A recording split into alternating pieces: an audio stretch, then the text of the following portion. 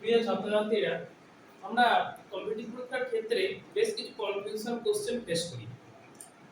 যে কোশ্চেনগুলো ফেস করি তার মধ্যেও ইতিহাসের একটা অন্যতম কোশ্চেন হচ্ছে বক্সারের যুদ্ধের সময় বাংলার নবাব কে ছিলেন। এই মীর জাফর এবং মীর কাসিম, এই দুটো অপশন নিয়ে আমাদের মধ্যে খুব কনফিউশন হয়, কে ছিলেন মীর জাফর না মীর কাসিম। আচ্ছা, বক্সারের যুদ্ধ কত খ্রিস্টাব্দে হয়েছিল? বক্সারের যুদ্ধ হয়েছিল 1764 খ্রিস্টাব্দে, তাই তো? 1764 খ্রিস্টাব্দে ওই 22শে অক্টোবর শুরু হয়েছিল, 22শে অক্টোবর মানে অক্টোবর মাসে।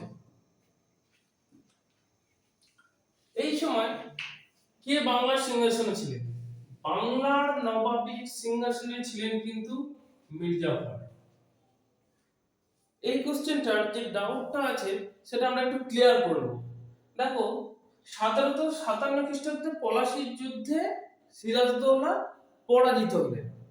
পরাজিত হওয়ার পর বাংলার শাসন ক্ষমতায় কে বসলেন? বাংলার নবাব কে হলো? 1757 খ্রিস্টাব্দে হলেন মীর জাফর।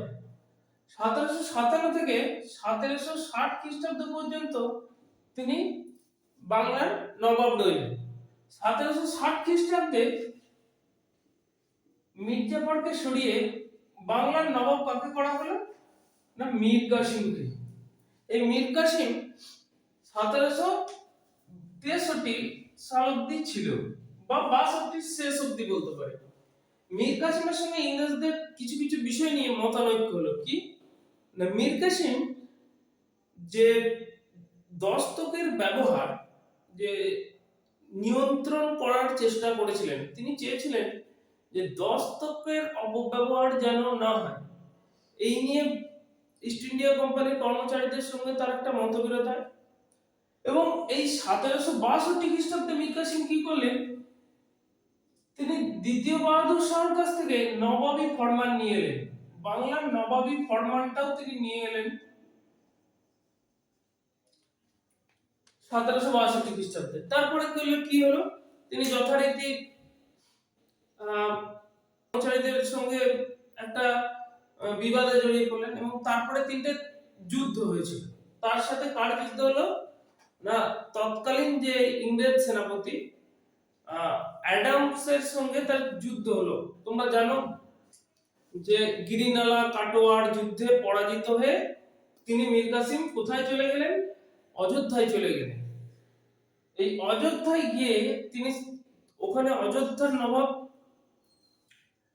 এবং দিল্লির নবাব দ্বিতীয় বাহাদুর শাহ এবং অযোধ্যার সুজাউদ্দিন, এদের সঙ্গে মিলে তিনি একটা ব্রিটিশদের বিরুদ্ধে যুদ্ধ ঘোষণা করলেন।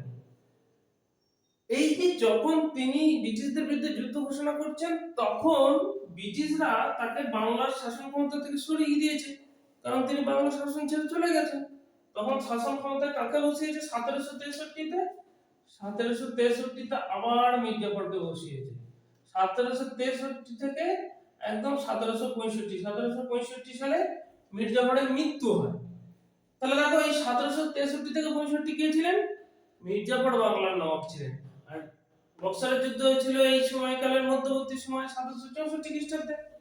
তাই 1764 খ্রিস্টাব্দে বক্সারের যুদ্ধের সময় বাংলার নবাব কে হবে? মীর জাফর। ঠিক।